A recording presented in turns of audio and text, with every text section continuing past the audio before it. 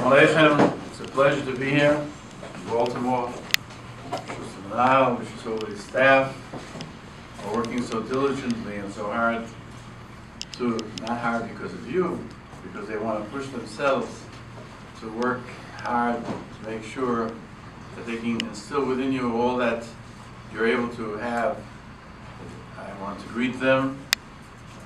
And we're going to talk about a little bit about feelings, about how a person is supposed to feel. One of the halachas that we have about how one conducts himself is learned from this week's parsha. Halachim, we know, do not have to eat, and yet they ate. And yet they ate because it was minig amokim. It was the custom of the place. When you come someplace, you do what the custom of the place is.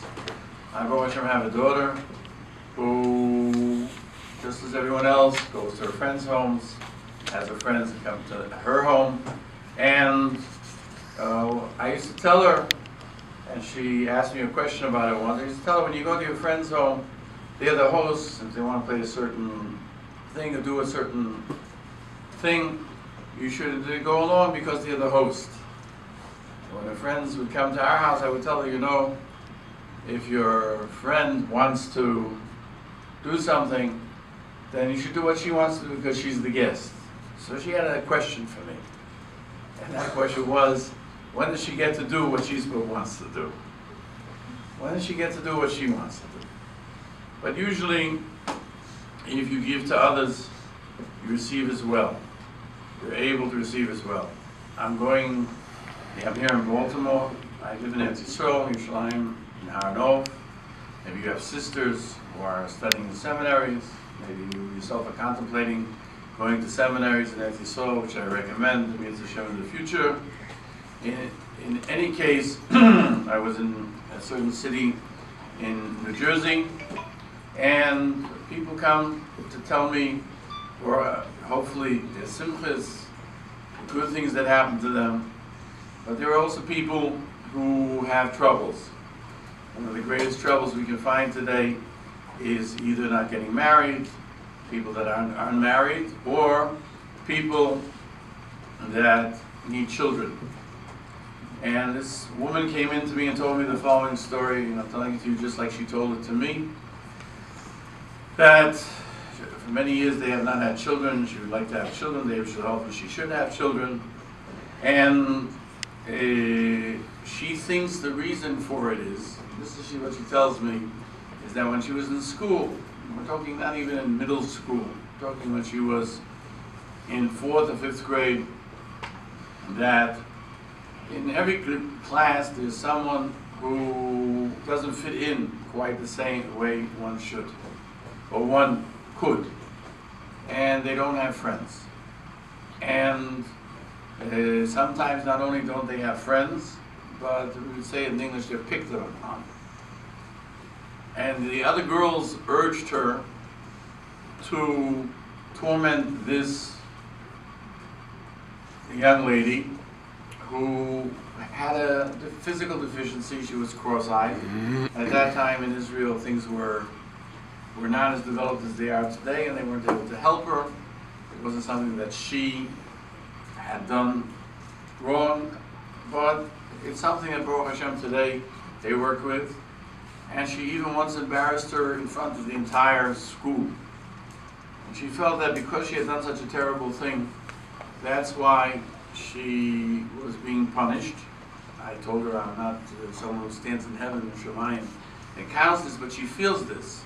And I'll tell us there's a concept that a person knows what's going to happen, because even though they themselves do not know it, Masloi, their ruach has a feeling towards it.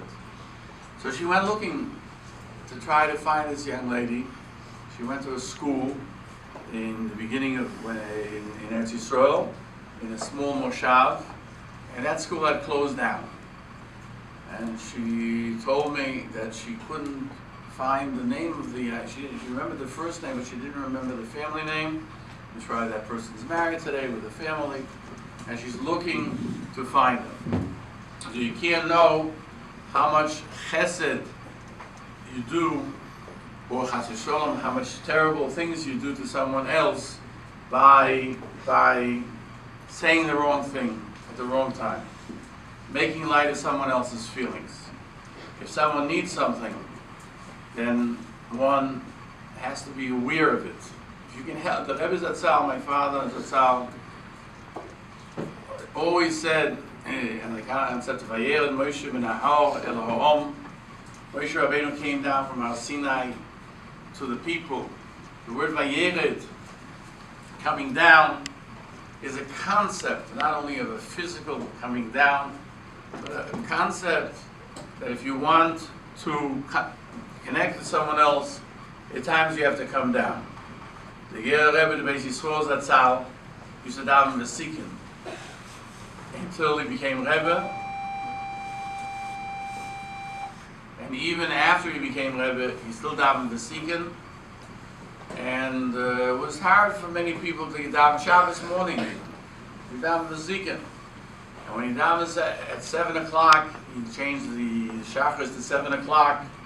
One of the older Hasidim who we met was from Europe yet, not in Eretz Yisrael, said, Baruch Hashem, the Rebbe has come down to us. He has come down to do that which we have to do. My father, I remember, I heard a story, an occurrence that took place with him. He once visited Eretz Yisrael, and he came to someone's home, and a neighbor, a woman who, I'm sure I heard of her ever since Tzipora Hella. She wasn't the Rebbe since Tzipora Hella that she is today. Hashem should give her comfort. But she saw the Rebbe coming, and she's the family is originally a Bostonian, Boston family, and she sent her son to help bring in the Rebbe's luggage from whatever transport they were coming from and bring it up the steps, to assist in bringing it up. And the Rebbe asked the son for his name. He asked him how old he was. He said he was 12 years old. So he was 12 years old. So the Rebbe Zatzal told him, Im Yetz Hashem, I'll be here by your bar mitzvah, and I will thank you then. There's a similar story told of the Steipler Rov, who once saw a boy doing something which he thought he was doing something wrong, and he admonished him for doing that. He told him, you shouldn't do that, and the boy said, but I was doing it for this and this purpose, and that was the correct purpose. So the Steipler was in a quandary. He didn't know what he was puzzled as to what to do. On the bar mitzvah, you can't give mechila. So he asked him, when is his bar mitzvah? And he told him when the bar mitzvah was. And lo and behold, at the bar mitzvah, the Steipler came to the bar mitzvah for one purpose: to ask mechila for that which he had told him, although he had meant in goodness. He told him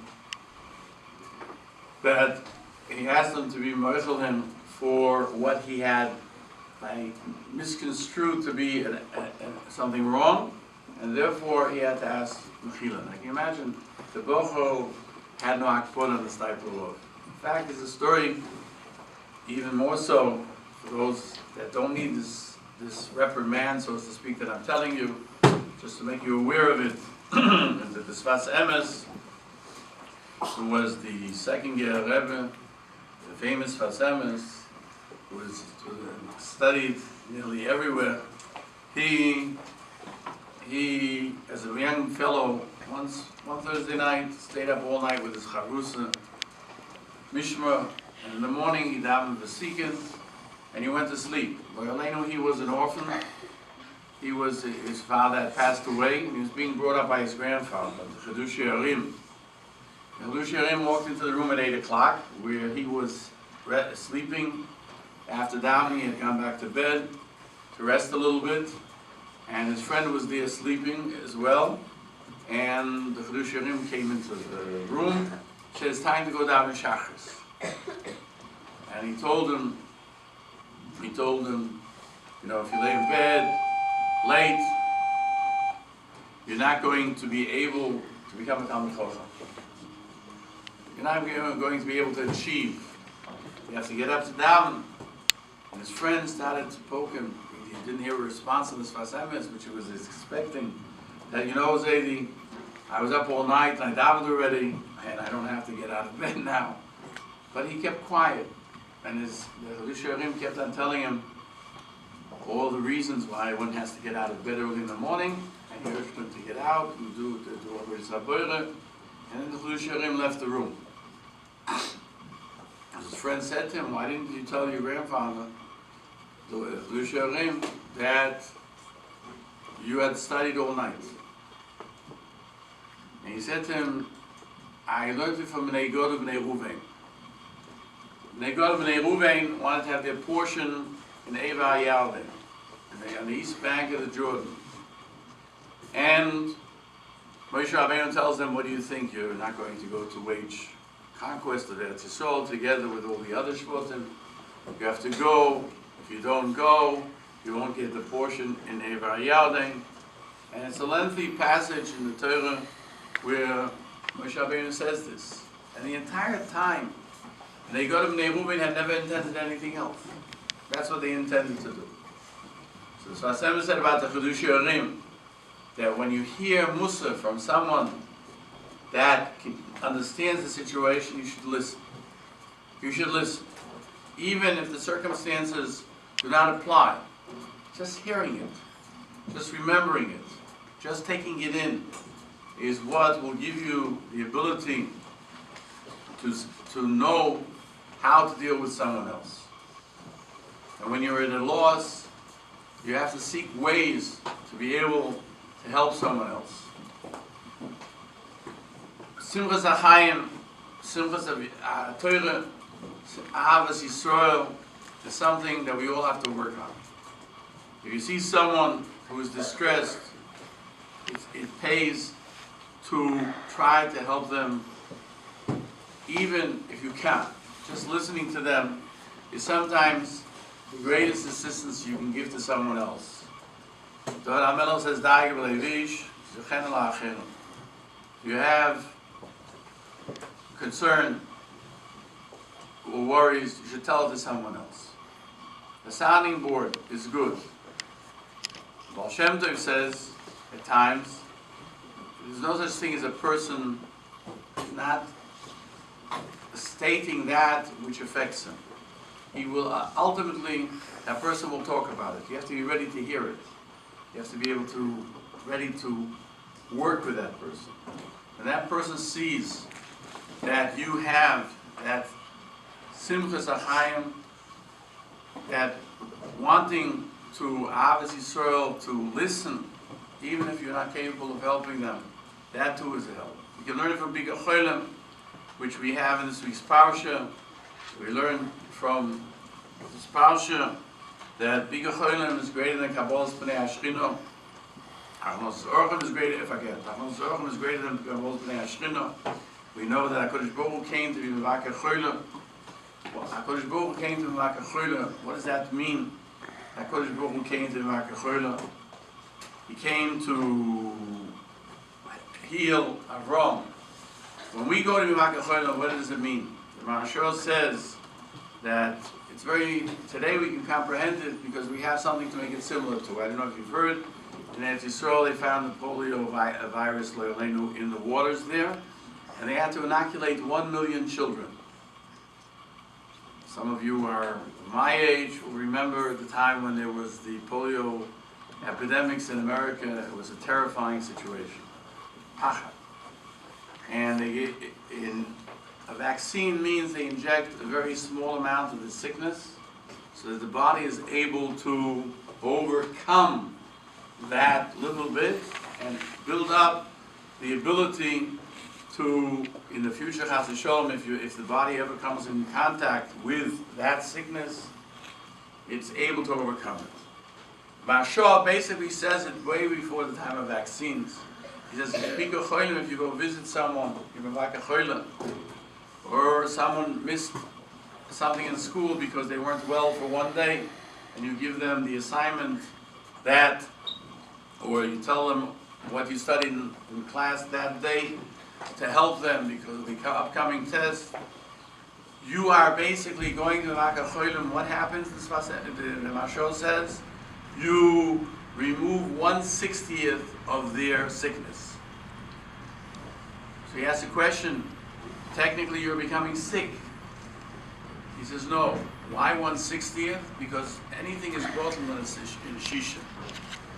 If something falls into a little bit of milk, falls into the soup for Shabbos, of course you have to ask a rov, but if it's just one drop of milk, technically the soup is 100% kosher. I'm not paskening for you, I'm just telling you what the halacha is. Why? Because it's nullified. It becomes untastable. You can't taste it. It's not there. It's overcome. It's overpowered. When you help someone else, you are doing maybe a greater mitzvah than helping yourself. The Rebbe Zatzal, my father, used to say for boys, same thing is true for girls as well, Mr. Rabbi, as far as studies go, that helping someone else at the cost of maybe, instead of you achieving 100 on your test, you receive a 99, but having the other girl which achieve a passing grade or even a greater than a passing grade may have more value, because when you teach somebody else, you're mekayim not only the study of Torah, but the actual teaching of Torah. May HaKadosh Baruch Hu grant you all that you have the chance to mekayim the mitzvah of teaching future generations of Klal Yisrael. May your parents live to see from you in good health, for them, good health for you, how you grow up to be the Yiddish Techter, the Nois Yisrael, that Klal Yisrael needs to make sure that HaKadosh Baruch Hu will look down from Shemayim and look at us and see that we have this yearning to have more of Torah, to have more of Yiddishkeit, to have more of mitzvahs, and He'll grant us those extra mitzvahs that we can only do with the Beis HaMikdash, the coming of Mashiach Tzidkenu B'meir B'yameinu.